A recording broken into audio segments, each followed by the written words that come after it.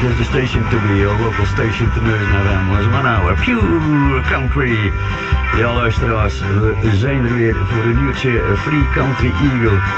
Onder toezicht van onze supermachinist Henk van Brugge, ook wel genoemd Nighthawk. En ja, zoals ik altijd vraag, Henk, hebben we stoom? Juist, dat wil ik weten. We hebben stoom en we gaan weer een leuke uitzending van maken. We hebben weer verbinding mee over het land, over de grote plas, United States of America, rechtstreeks van het Nashville en Michael Sands aan het woord. Een van de twee van Wild Juice, die samen met Taffy Ladon zingt over verschillende mooie nummers, zeg maar, van blues tot een beetje rock tot alternatieve country, Americana, heel divers in zijn muziek ook. Maar we gaan gewoon als altijd gewoon eens lekker openen, ook weer met een beetje Americana muziek. Melanie Rose Dyer, die had een nieuwe album net op de markt gebracht, The Long Way Around. En daar is toch gewoon een hele mooie statement op. Unfinished Goodbye. Hier is om mee te beginnen Melanie Rose Dyer.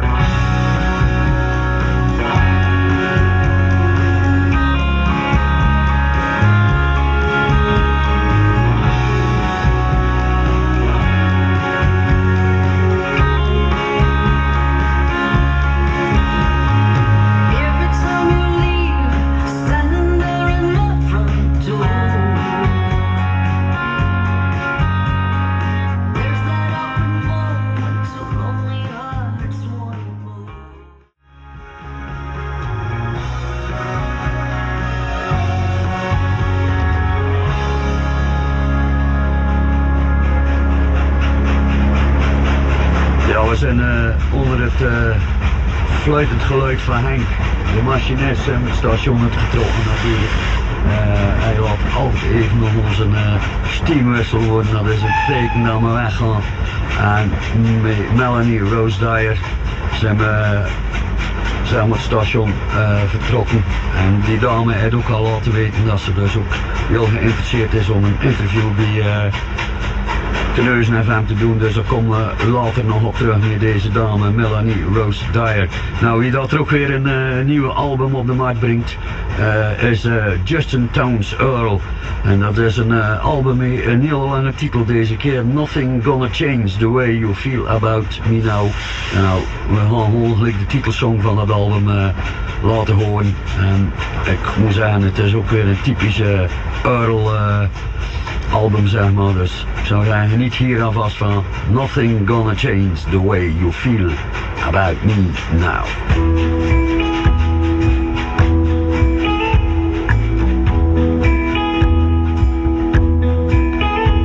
It's a shame, babe, nothing that you could do. Things change, babe, such as my feelings.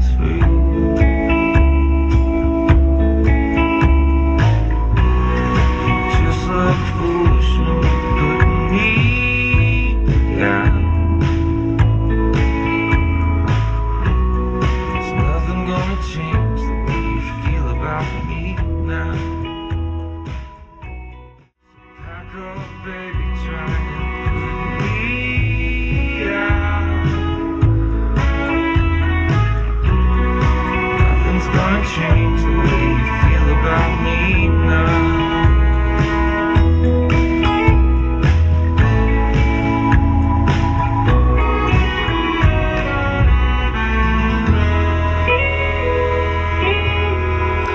Justin Townes Earle, Nothing Gonna Change The Way You Feel About Me Now. Nou, van dat album zal je nog meer horen. Dan gaan we de komende tijd van nieuwe albums gewoon regelmatig nummers draaien. En na dit nummer van Justin Townes Earle gaan we gewoon met Skype verbinding zoeken met Michael Sands, een van de twee van het duo Wild Juice, dat onder andere bestaat uit Michael Sands en Taffy Ladon. Dus zou ik zeggen, geniet gewoon van het interview met Michael Sands van Wild Juice. my first question to you is, what was the influence of your parents in your and for your future development as a musician?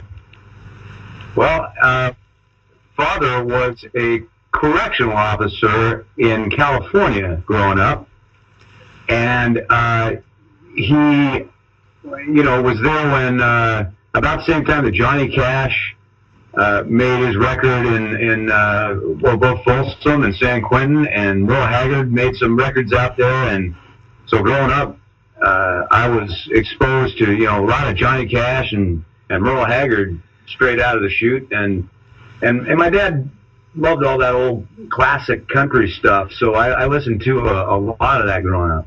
Okay, Michael, it's true that your father worked in institutions for people who did something wrong, and therefore Johnny Cash and Merle Haggard were two of the greatest artists who sing in some of that prisons, and that made for you a step to go further in the music.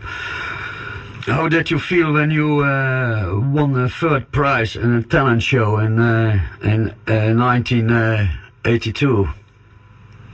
Oh, it was probably the highlight of my local career, next to working on the Morris Taylor Show. And the funny thing about that was, about halfway into my performance of that song, the microphone cut out, and I was standing in front of about, I think it was a crowd of a couple thousand. And suddenly it was me and my guitar on stage, and there was no audio.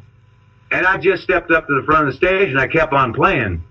And the crowd, of course, went wild. And then they figured out what was wrong with the microphone and got that to come back on towards the end of my song. But I got to think that probably helped me win that, at least the third place prize. It was a lot of fun.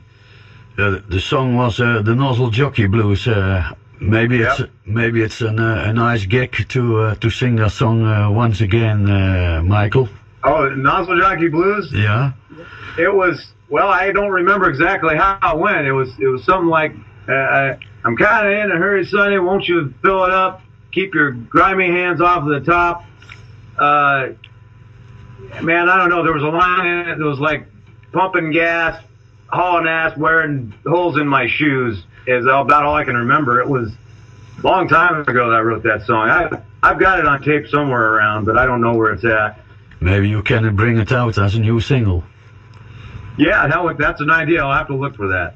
Okay, before we go on further, I will, my listeners, give you some of your music. I want to begin with one of your songs, Living on the Edge. You wrote that song and you played it together, and you play it together with your Casino Cowboys. And yeah, that's when I first came to Nashville. We did that, right? Okay. To another song of you, Eye to Eye. Maybe you can talk about that song. What you meant with that song, Eye to Eye. Yeah, that is a song that I wrote. My stepchild at the time, and who we were having some problems, like, parents go through problems with their kids, and being a stepfather is a very, very tough gig. I've got all the respect in the world for my stepfather. My real father was a correctional officer. My stepfather, whose name is Floyd, was a service station mechanic, and one of the best mechanics that I've ever known. And I never knew quite how difficult it was and what a marvelous job he did of raising me until I had an opportunity to get out on my own and attempt to raise a family, not just my own child, but multiple other stepchildren. It's very, very tough. So the inspiration for that song came out of the struggle and the love and everything that ensued with that type of relationship.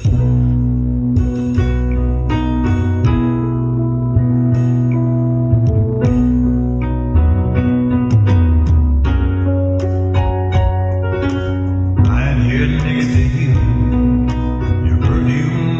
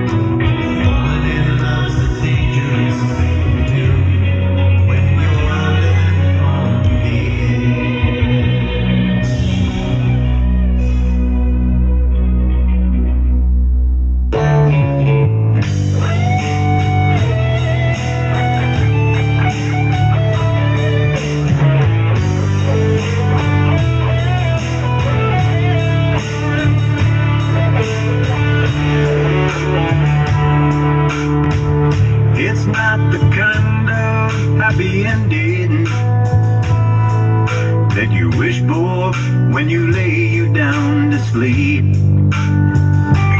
Someone else's prayers were answered the day I came along, and I swore my love forever hers to keep.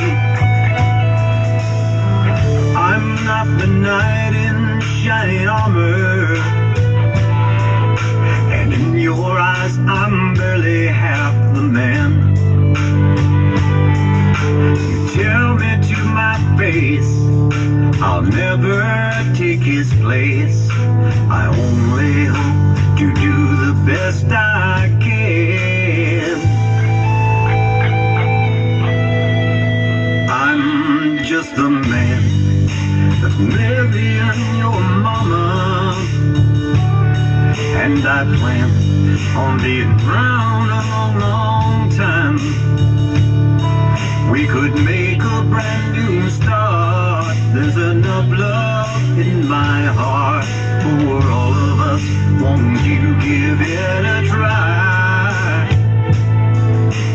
Even if we don't see eye to eye.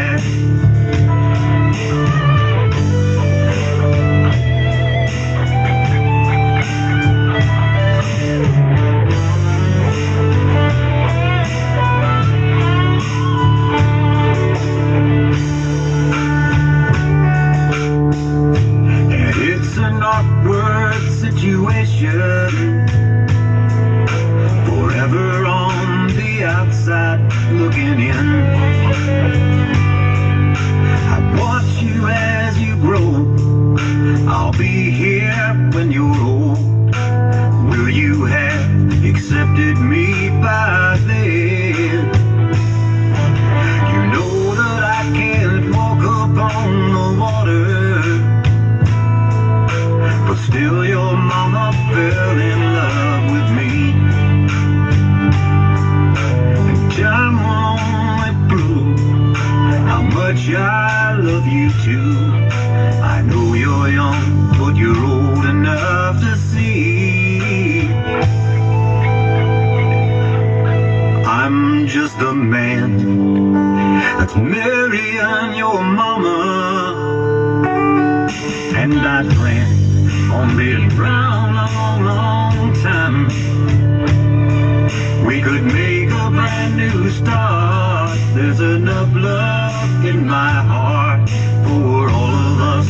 Won't you give it a try? Even if we don't see eye to eye, we've got to work this out together. 'Cause one of these days, when we both are old, you might not call me dad. I never said you had to, as long as you know where to call home.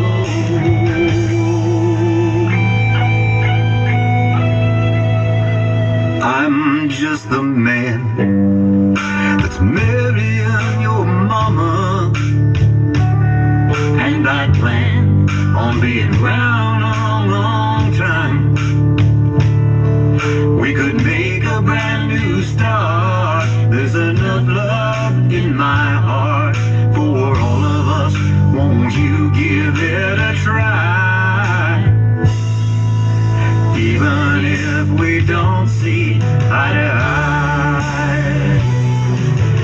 Even if we don't see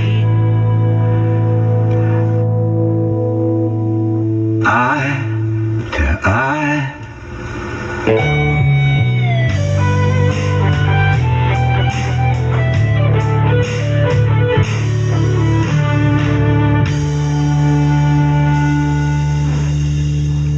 After you had won the third prize in a talent show in 1982, you met Morris Taylor. Can you tell me more about the Morris Taylor show, and what does it mean to you when you were a musician in that time? Morris Taylor was just a real icon around the area where I grew up, and like I said, he had this radio show, And after I won that talent show, that song, I drove to Chico, California. He went on very early in the morning, and I waited in the parking lot at about 5 in the morning. I think it was 5:45, and I heard him put a commercial, and so I took my guitar and I ran up to the studio door, and I pounded on the door. And I didn't expect him to answer, but he did. I was kind of shocked, but he was just nice. Brought the program director in, and he played again on the tape at that time, and then he told me that he wanted to have me on the show, which I did, and continued to do so through the years until, well, it was the middle of the 90s, and I got to a point where I was a featured guest on that show every week, and I decided at that point that I wanted to move to Nashville. But Morris Taylor, the TV show that he did, was like it was a country variety show is what it was, with 2 video cameras, and everything was videotaped. You literally taped the show on, I think, Wednesdays. You rehearsed it. You came in and rehearsed it on Tuesdays, taped the show on Wednesdays, and the thing aired the following Sunday. And I really owe him a lot. I'm not even sure if he's still alive. I haven't talked to him in years. I'm sure he would be a very, very old man if he is still alive. I hope that he is. He's just a great guy. Great guy. Helped me a lot. Thanks for that explanation, Michael. A good song for that story is I'll Take What I Can. So I think it's a nice song for playing after your explanation about Morris Taylor.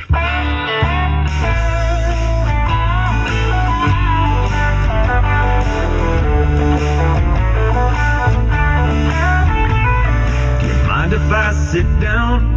If you're like me, you hate to drink alone. I've been watching you all night. Looks to me like he ain't gonna show. It's such a lovely night. It'd be a shame to waste a night like this.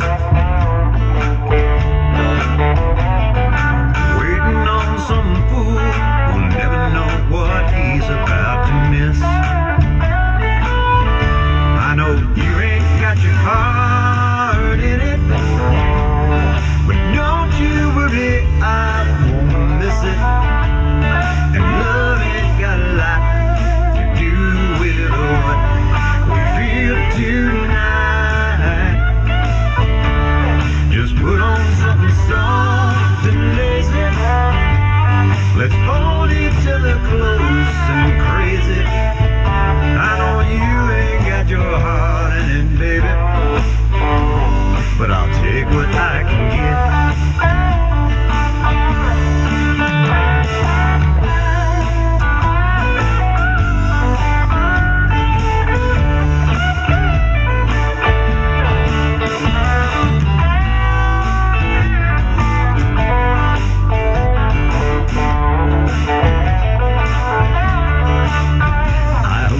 You don't think I'm rude, but I'm the type of guy to speak my mind. I'll bet that I can change your mood, honey, if you'd only give me time. And yeah, I know that it ain't love, so love's a run off, let you here alone tonight. I'll bet that you won't know the difference when you're lying in my arms come morning light. I know you ain't got your heart in it. Don't you worry, I won't miss it. 'Cause love ain't got a lot to do with what we feel tonight. Just put on something soft and lazy. Let's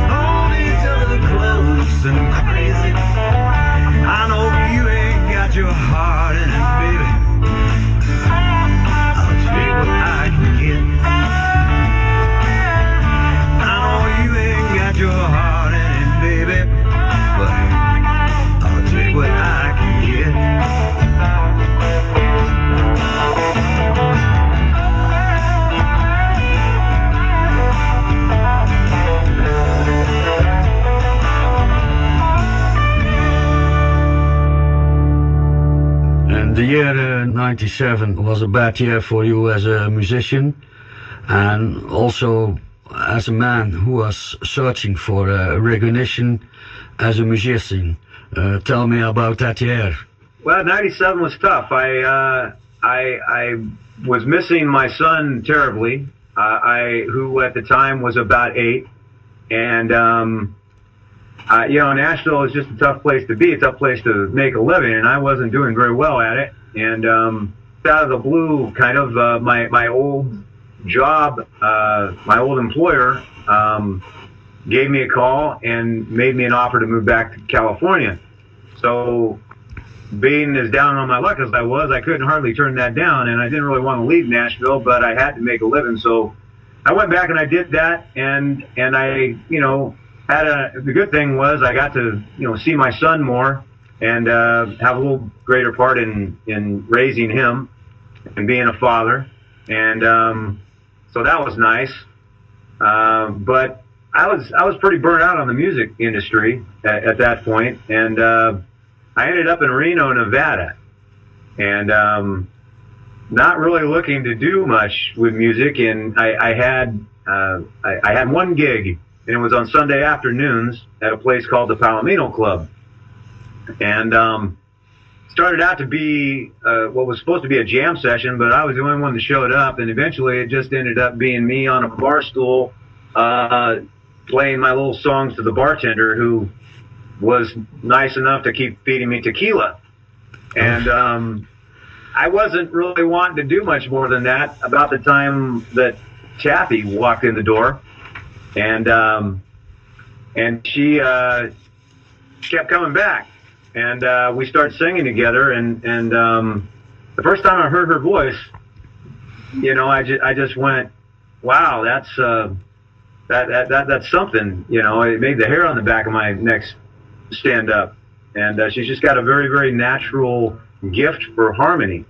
So our first professional gig was at the Palomino Club on a Tuesday night in 2001, September 11th, of all things. It kind of got bombed out, but you know, we persevered and ended up really putting a nice act together, and we played all around northern Nevada and California for about the next 10 years as Wild Deuce. Okay, so we will listen to another song of you too, the Chicken Leg Blues. Awesome. That's an awesome song. I hear that song very much. Ain't got no T-bone, ain't got no pork. It's been so long since I've had ham for my pork. Ain't got no brisket, ain't got no lamb. I'm tired of chicken feathers in my private bed. I got them chicken leg blues. I got them chicken leg blues.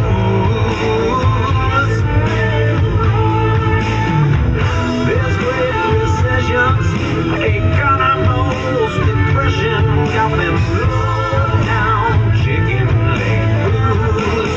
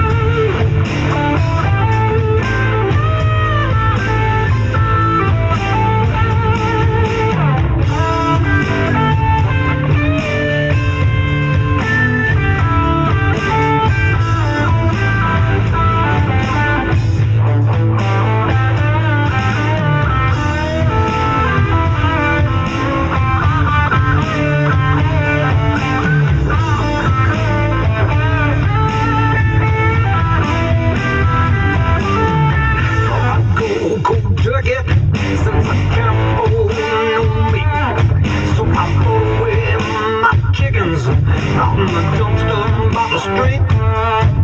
1 week of sweet potatoes, cornbread and collard greens. That little fatty roosters looking mighty good to me. I got them chicken leg blues.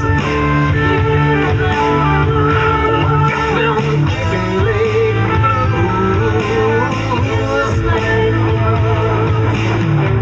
There's great recessions, a carnival's depression, got them low down chicken leg blues. Yeah, I do now. Yes, listen, Joe Albertson. Taffy was a sort of a saving angel for you when I hear your story. Yeah, in more ways than one.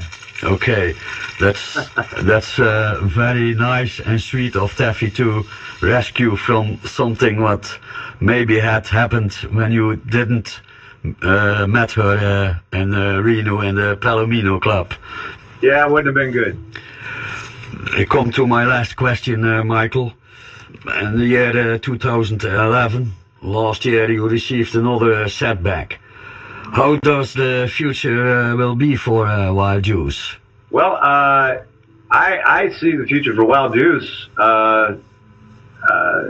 as huge. The internet radio scene is booming with great stations like Terneuzen FM supporting local artists and international artists.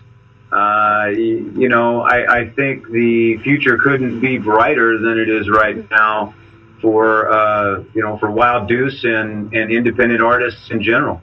Okay, many thanks for mentioning our radio station. We are very grateful for that. And at the end of this interview, I will play 2 other songs of U2. Something better to do and the problem with the answer. The problem with the answer, that's a story too. Can you tell me a little bit about that song too? Yeah, the problem with the answer is a song that I wrote, well, back in 95 or 96, I believe, with a young lady by the name of Sarah Norman.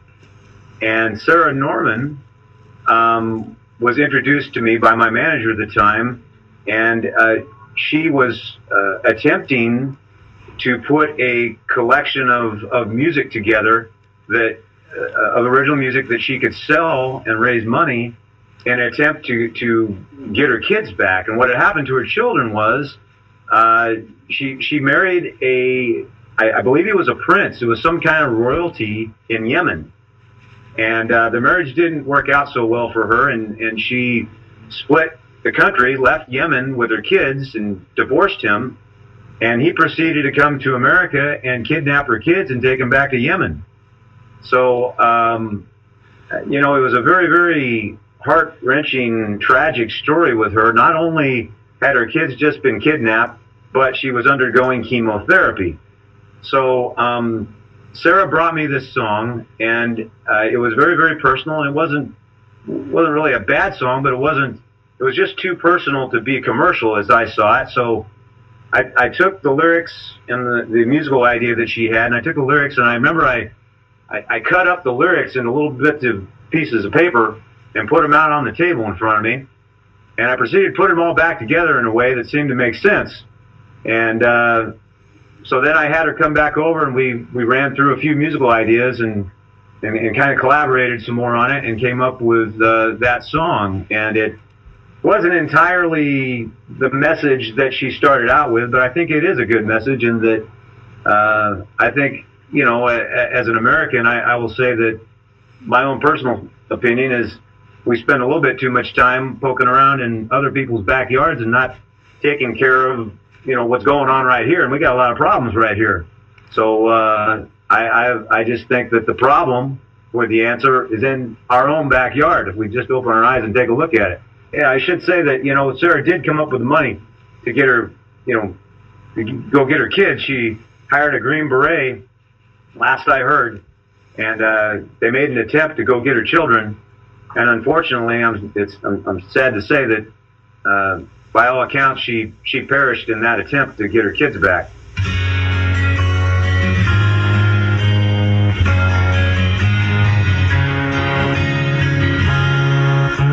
Look at little Tommy standing on the street. His mama's holding up a sign, the word for food to eat. Forgotten little children out on the street alone. They don't know what it is to have a happy home. I saw a picture of a missing child today on the back of an old milk carton, thrown away. How carelessly we cast aside the things we should hold dear.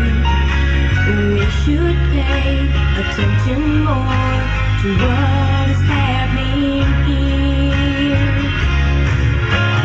Cries of little children echo through the night. Brave little soldiers, much too young to fight. You don't have to swim in ocean, you don't have to look real hard. The problem with the answer is in our own backyard.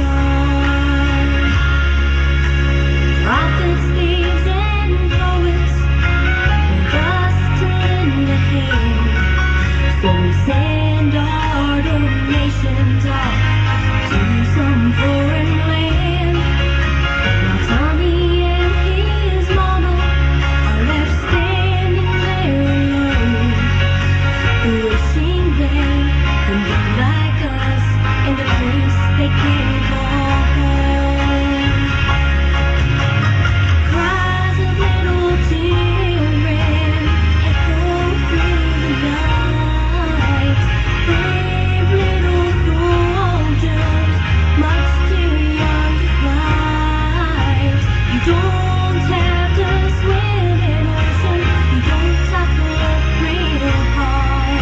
The problem with the answer is in our own backyard. The problem with the answer is in our own backyard.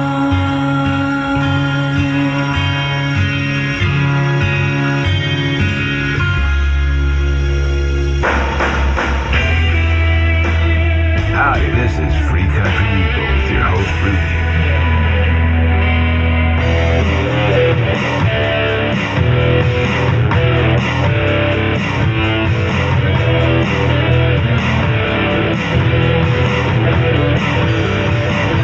I was cruising around on a Friday night, looking for a place to eat.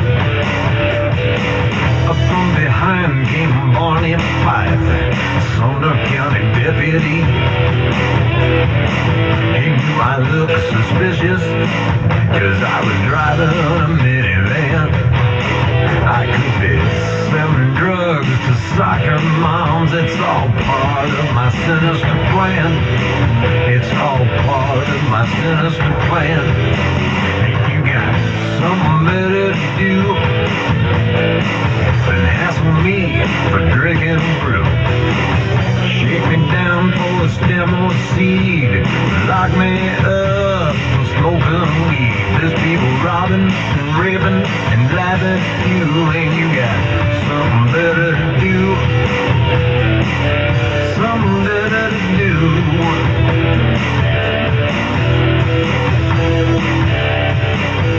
Now the judge in Sumner County gets himself a little kickback, so everybody's got a piss in a cup to pay for his new Cadillac. It ain't about law enforcement, it's all about revenue. And it's a crime to live in Sumner County, and they got something better to do. Something better to do. Ain't they got something better to do?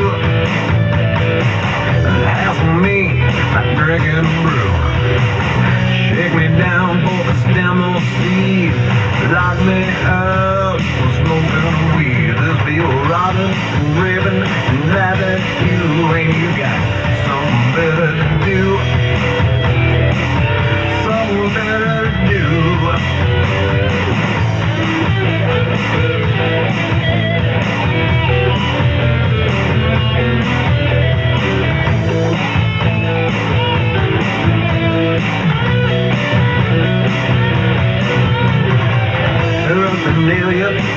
They're gonna kill you. Cost me a couple grand. In Tennessee, ain't nothing free. You got a family, and you got something better to do than hassle me by drinking a brew. Shake me down for a stem or seed. Lock me up for smoking a weed. The people robbing and raping and laughing at you. Ain't you got something better to do? Something better to do. Something better to do. Something better to do.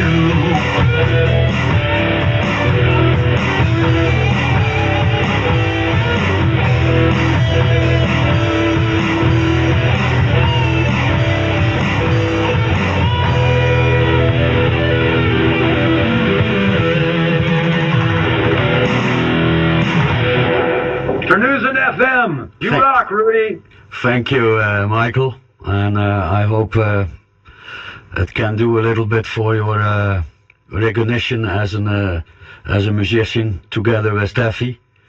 Thank you. And I hope when you have new stuff for us, we can get it and we can play it here in our little radio station, Terneuzen FM. Yeah, Taffy actually wrote her first Nashville song with me, and we're working on that right now. We should have a demo out on that within a couple months. Okay. So we'll share that with you, especially when we get it. Okay. When it's all ready and when it's ready for giving it airplay, it's more than welcome, and we will play it on our radio station. I hope we can have a good friendship for the future, and Absolutely. Maybe you take the trip to the Netherlands, and you're welcome too in our little country. All right, well, I hope so, and I'll buy you a beer, buddy. Okay, we owe you. Hey, and if you ever want to come to Nashville, make sure you give me a call. I'll consider me your personal tour guide, okay? Okay, I will get that in my thoughts when I go to America, Michael. All right, you do that. Thank you. Okay, bye, and have a good day. Bye-bye. Bye. Hello, coach, you probably don't remember me, but I stayed on your bench not long ago. My buddy had hit